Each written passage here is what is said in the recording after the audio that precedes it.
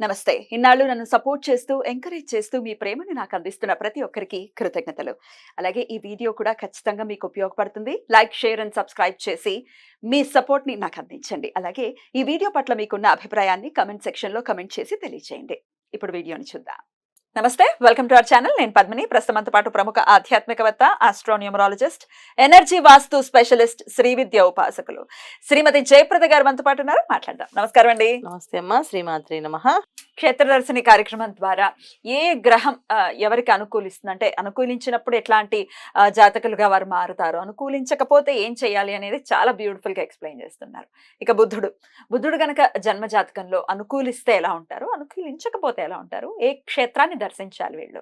తప్పకుండా నాన్న. జాతకంలో బుధుడు పాత్ర చాలా చిన్నదని చెప్తారు గాని, ఆయన వహించే పాత్ర చాలా పెద్దది. బాబోయ్. చాలా మంది పొట్టి వాళ్ళని గట్టి వాళ్ళు అంటాం కదా, అలాంటి లక్షణాలు ఎక్కువగా బుధుడు ఒక అనుగ్రహం అలా. సో బుధుడు అనేది కరెక్ట్ గా యోగం లేకపోతే వాళ్ళకి చాలా మైనస్లే.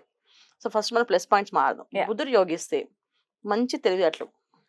సో వాళ్ళ తెలివితేటలు ఎలా ఉంటాయంటే, మనకి ఏం కావాలో ఆ మాటలు మాత్రం చక్కగా మాట్లాడగలిగే శక్తి ఉన్నవాళ్ళు అండి. మంచి తెలివితేటల్ని, మంచి ఆకర్షణని, మంచి మాట తీరుని, సమయస్ఫూర్తిని, ఏ సమయానికి ఎప్పుడు ఏ పదం వాడాలో ఆ పదం కరెక్ట్గా వాడేటట్టుగా, కరెక్ట్గా మాట్లాడేటట్టుగా, బ్యాలెన్స్గా లైఫ్లో ఏ విషయాలు మాట్లాడితే బాగుంటుంది అనేది చాలా విషయాల్లో ఆయన చాలా హెల్ప్ ఉంటుంది. బుధుడు ఒక అనుగ్రహం ఉంటే. సో చాలా మంది చూడండి, సినిమాలో డైలాగ్ బాగా అటాచ్ అయిపోతుంటాం మనం. అబ్బా ఇంత బాగా రాశారు, ఇంత బాగా చెప్తున్నారు. ఇవన్నీ కూడా బుధుడు ఒక అనుగ్రహం ఉంటే వాళ్ళు ఇవి కథల్లో మాటలు, ఆ కథని అలా పండించగలుగుతారు. చిన్న విషయానైనా దాన్ని బాగా అనాలిసిస్ చేయగలుగుతారు, రాయగలుగుతారు. క్రియేటివిటీ చాలా ఎక్కువగా ఉంటుంది, బాగా రాస్తారు వీళ్ళు. తర్వాత మంచి మ్యూజిషియన్స్, మంచి తంత్ర మంత్ర యంత్ర శాస్త్రాల్లో నిష్ణాతులు. ఎందుకు అంటే వీళ్ళకి ఒక విషయం చెప్తే అది కొన్ని తంత్రాల్లో ఒక ముద్ర ఉంటుంది. ఆ ముద్ర మంత్రం రెండు కలిపి వేయాలి. చాలా మందికి అది మర్చిపోతుంటారు. సో అది యోగం లేకపోవడం వల్ల వీళ్ళు కరెక్ట్ గా గుర్తుపెట్టుకుని ఆ మంత్రం తంత్రం వేయగలుగుతారు. సో అలాంటి ఎక్కువ భక్తి ఉండడం అవసరం లేదు. ఆ బుద్ధుడు ఒక అనుగ్రహం ఉంటే వీళ్ళు ఆ చేయగలుగుతారు. అది జస్ట్ చూసి చెప్పేస్తుంటారు, మేము ఇది చేస్తామండి అని చెప్పేసి.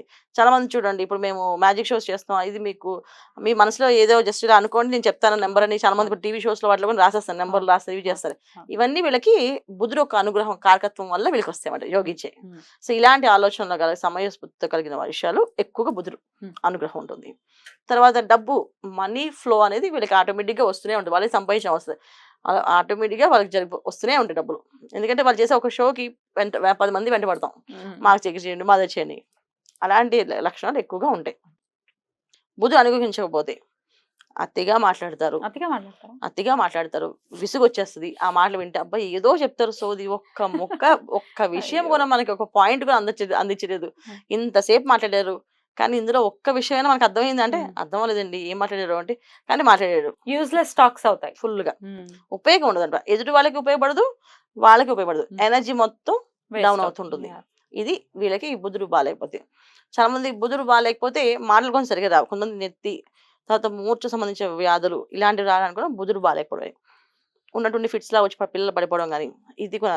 తర్వాత భయాన్ని, అమ్మో నేను మాట్లాడలేను, స్టేజ్ ఫియర్స్ చాలా మందికి ఉంటాయి. స్టేజ్ మీద మైక్ పట్టుకుంటే మొత్తం వణుకొచ్చేస్తుంది, వాళ్ళకి మాట్లాడలేరు.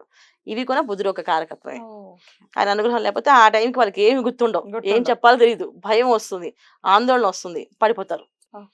తర్వాత హార్ట్ అటాక్స్ ప్రాబ్లమ్స్ కూడా ఈ బుద్ధుడి. ఎందుకంటే ఆయన తృతీయ తర్వాత షష్టాధిపతి. అంటే మన న్యాచురల్ రాశిలో తృతీయ స్థానానికి మిథున రాశికి ఆయన అధిపతి, 6వ స్థానానికి కన్యా రాశికి అధిపతి ఆయన. ఈ రెండు కొన్ని ఏంటంటే ఆరోగ్య సమస్యలు, తర్వాత రిలేషన్షిప్ ముంచి మారుతాం 3వ స్థానం. సో రిలేషన్స్ ఫెయిల్ అవ్వడానికి, అంటే వీళ్ళని ఎలా లెక్కేస్తారంటే ఒక మోసగాళ్ళ కింద. ఏవో మాటలు చెప్తారు కానీ ఒక్క పని కొన్ని చేతుల్లో ఏమి రాదు. సో అమ్మాయిలు వీళ్ళ మీద నమ్మకం ఉండదు, అలాగే అబ్బాయిలకి అమ్మాయిల మీద నమ్మకం ఉండదు. ఏమో మా ఆవిడ కరెక్ట్ గా ఇంటికి వస్తుంది, నాకు డౌటేనండి, నేను అందుకే ఎంక్వైరీలు పెట్టుకున్నాను, అందుకే లొకేషన్స్ పెట్టుకున్నాను అని చెప్తుంటారు చాలా మంది. అలాగే కొంతమంది హస్బెండ్స్ కి వైఫ్లు పెడుతుంటారు, మీ పక్కన ఎవరు అమ్మాయి వాయిస్ వినిపించింది ఏంటండి అని అడుగుతుంటారు, అనుమానం ఉంటుంది, పెనుబూదలా వెంటాడుతుంది వీళ్ళకి. సో ఇవన్నీ కూడా ఏంటంటే బుధుడు ఒక కారకత్వం తక్కువ లోపిస్తే ఇలాంటి విషయాలు ఊరికే భయపడతారు, ఊరికే అనుమానించేసుకుంటారు, ఊరికే ఊహించేసుకుంటారు. ఎందుకంటే బుధుడు యొక్క తత్వం ఏంటి, ఏ విషయాలైనా ఏదో ఊహించేసుకున్న తత్వాన్ని పెంచేస్తారు. వాయుతత్వ ప్లానెట్స్ అనమాట ఇవి. సో ఏంటంటే గాలిలో వాళ్ళు ఊహించేసుకుంటారు. వాళ్ళు ఏమైనా ఫోన్ పెట్టి అంటే అది అక్కడ ఏం జరిగిందో అని ఊహించేసుకుని ఇంటికి వచ్చినప్పటికి తిడతారో కొడతారో ఏమంటారో అని భయపడి ఏదైనా చేసుకునే తత్వం కూడా ఈ బుధుడు ఒక కారకత్వం అనమాట. సో ఇలా ప్రతి ఒక్క విషయం ఆలోచించుకుని పోతే చాలా చెప్పుకుంటూ వెళ్ళాలి మనం. అంత ఉంది. రైట్. మరైతే యోగించాలి బుధుడు ఒకవేళ మాకు జాతకం లేదండి, బట్ మీరు చెప్పినవన్నీ మ్యాచ్ అవుతూ ఉన్నాయి, బుధుడు బాలేదనేది అర్థమవుతుంది, మరి యోగించాలి అంటే ఏం చేయాల్సి ఉంటుంది? తప్పకుండా బుధుడు ప్రసన్నం చేసుకోవాలంటే ఏం చేయాలంటే స్థితికారకుడైన విష్ణుమూర్తిని పట్టుకోవాలి. ఎందుకంటే బుధుడు బాగాలేకపోవడం వల్ల ఏంటి నష్టాలు జరుగుతాయి. ఒకటి వీళ్ళు ఫైనాన్షియల్ గా స్టేబిలిటీ ఉండదు. 2 ఆహారం తిన్నది డైజెషన్ అవ్వదు చాలా మందికి. సో ఏం తిన్నా వాళ్ళకి అసిడిటీ ఫామ్ అయిపోయి ఇబ్బంది పడుతూ ఉంటారు. సో ఈ రెండుటికి కారకుడైన ఎవరైతే ఉన్నారో నారాయణుడికి వీళ్ళు కొలవాలి. సో నారాయణుడి కొలవడం వల్ల వీళ్ళకి ఆర్థిక ఇబ్బందుల నుంచి, తర్వాత ఈ ఏదో ఊహించుకొని ఏదో జరిగిపోతున్న భయాల నుంచి బయటపడే అవకాశం ఒక్క విష్ణుమూర్తికే ఉంది. ఆయన తలుచుకుంటేనే వస్తుంది. సో అందుకని విష్ణు క్షేత్రాలను దర్శనం చేసుకోవడం, విష్ణు సహస్రనామ పారాయణ రోజు చేయడము, బుధవారం రోజు తప్పనిసరిగా తులసి దళాలతో విష్ణుని అర్చించడం, వీళ్ళు చేయడం వల్ల వీళ్ళకి ఆ యోగం బుధుడు ఒక యోగం కలిగే అవకాశం ఉంది. సో క్షేత్ర దర్శనాలకు వచ్చినప్పటికీ సత్యనారాయణ స్వామి అన్నవరం అక్కడికి వెళ్ళడం, అక్కడ సత్యనారాయణ వ్రతం చేయించడం, ఆ స్వామివారి దగ్గర వాళ్ళకు ఉన్న సమస్య చెప్పడం, అలా చేయించడం వల్ల అక్కడ నిద్ర చేయడం వల్ల వీళ్ళకి యోగాలు కలుగుతాయి. ప్రతి పౌర్ణమికి సత్యనారాయణ వ్రతం ఇంట్లో చేయించుకోవడం వల్ల కొంచెం ఆ బుధుడు ఒక అనుగ్రహం బాగా కలిగి ఆ యోగాలన్నీ అందుతాయి. అంటే ఏంటి, ఫైనాన్షియల్ గా వీళ్ళు కొంచెం స్టేబిలిటీ వస్తుంది. చాలా మంది డబ్బులు సంపాదిస్తారు కానీ డబ్బులు నిలబడవు, అప్పులు చేసేస్తుంటారు, అప్పులు తీర్చలేరు. ఇవన్నీ కూడా తగ్గుతాయి ఇవి చేయడం వల్ల. సో ఎనర్జీస్ పాజిటివ్ పెరిగి చాలా బాగుంటుంది. సో బుధుడు ఒక క్షేత్రాల్లో దర్శనం చేసుకుని దండం పెట్టుకో, అంటే బుధుడు క్షేత్రాలు అంటే నవగ్రహాల క్షేత్రాలకు వెళ్ళడం, నవగ్రహ ప్రదక్షిణాలు చేసుకోవడం. తర్వాత కుంభకోణం అంటే బుధుడు ఒక క్షేత్రం సపరేట్ గా ఉంది. కుంభకోణంలో బుధుడు ఒక సపరేట్ దేవాలయం ఉంది.